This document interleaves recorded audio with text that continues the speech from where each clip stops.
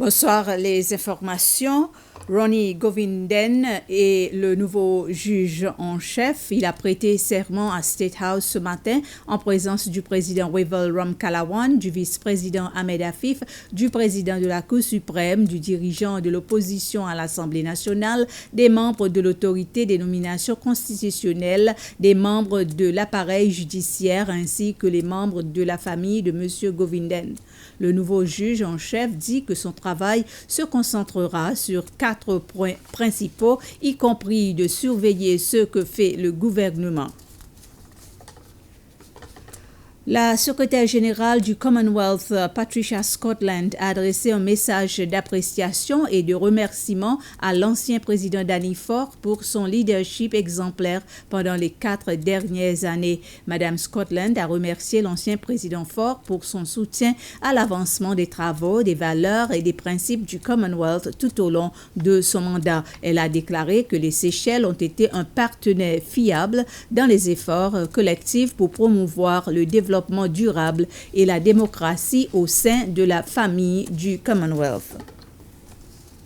La commission Vérité, Réconciliation et Unité nationale a repris ses sessions après une pause de plusieurs mois. Les séances de ce matin se sont déroulées à huis clos.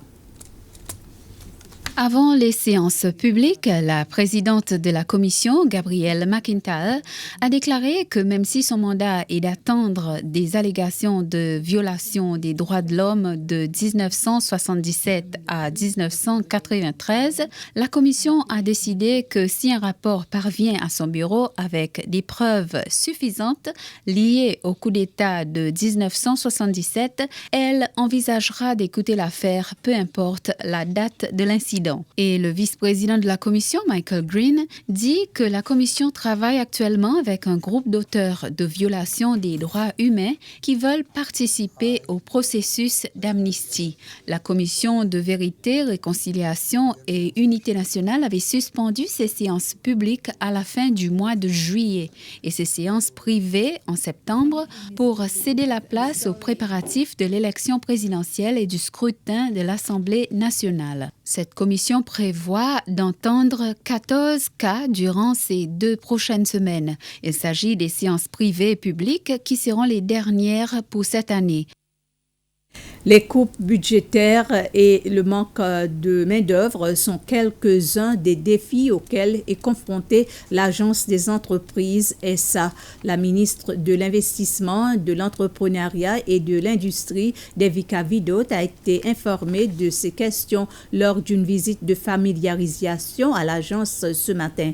Lors de la visite au bâtiment Camion Hall à Victoria, la ministre Vidot a rencontré le chef de la direction de l'ESA ainsi que le personnel de l'agence. La mission de la Seychelles Enterprise Agency est de promouvoir les micro, petites et moyennes entreprises et de soutenir leurs expansions et croissance. La SPTC travaille actuellement sur son plan stratégique pour les 5 prochaines années. Un plan stratégique comportant les défis financiers de cette société des transports publics et la voie à suivre pour offrir un meilleur service au public. Cette déclaration a été faite ce matin par le ministre des Transports, Anthony Dershak, après avoir visité le siège de la SPTC à Victoria, où il a rencontré son équipe de direction. Une visite pour discuter de ce prochain plan stratégique et de la manière dont le gouvernement peut continuer à apporter son soutien à la SPTC.